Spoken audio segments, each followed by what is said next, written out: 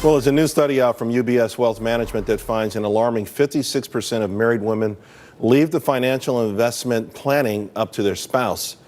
And what's worse, 61% of millennial women are actually doing the same thing. This, as divorce rates continue to rise, women now setting themselves up for failure in the long term, as 94% of widows and divorcees say, a survey said in hindsight they would insist on full financial transparency with their spouse.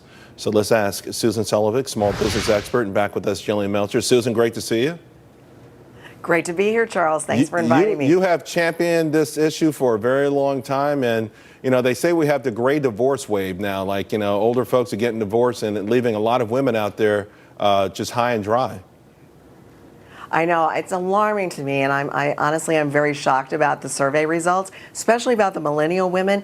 But I have been saying this for years. My mother, her first husband passed away in World War II, and she had to become an entrepreneur and take care of herself. And she said to me always growing up, never leave your financial responsibility or be financially dependent on anyone in your entire life.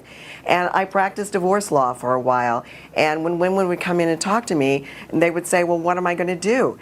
And they hadn't worked outside the home, and I said, I don't know what to tell you. You hope the guy's a stand-up guy, he pays child support, and in the state that I practiced in, alimony was basically a thing of the past. So, I think as women, we have a duty. You don't have to make a ton of money, but we have a duty for ourselves, our financial well-being, and for that of our family and our children, right, to be able to be aware and to be able to take care of ourselves. Right. Jillian, what are your thoughts? Well, so I was really interested to see the millennial women finding. I'm shocked. I mean, that's they're the group with the power. They're the groups that seem to be taking, the trajectory of women to a whole new level. Here's what I think. There's another study that just came out, and it was talking about women's magazines. Now, let's keep in mind, Teen Vogue, about as radically progressive as you can get.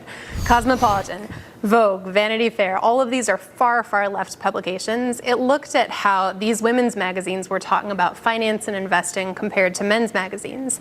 Men's magazines were sending the message that this is something that's empowering, that this is something that you're going to feel good about yourself, that you're capable of making good choices. These supposedly feminist magazines were sending the message to women that this is scary, that this is intimidating, that you need to watch your splurges because you're already reckless with your money.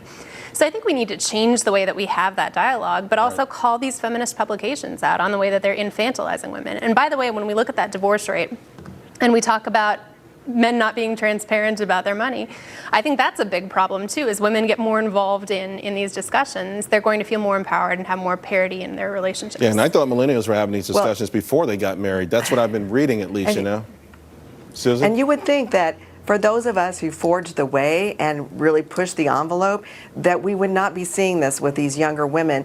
But I still believe there's a sociological effect here that is still projecting to women, don't worry your pretty little head about the money, honey. Right. And that is not the message that we should be sending. Right. Not at all. Well, I think Zsa Zsa Gabor once gave some good advice. She said to women who were engaged, but if they called off the wedding, always give back the ring, but keep the rock.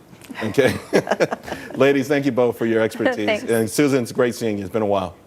Great to see you.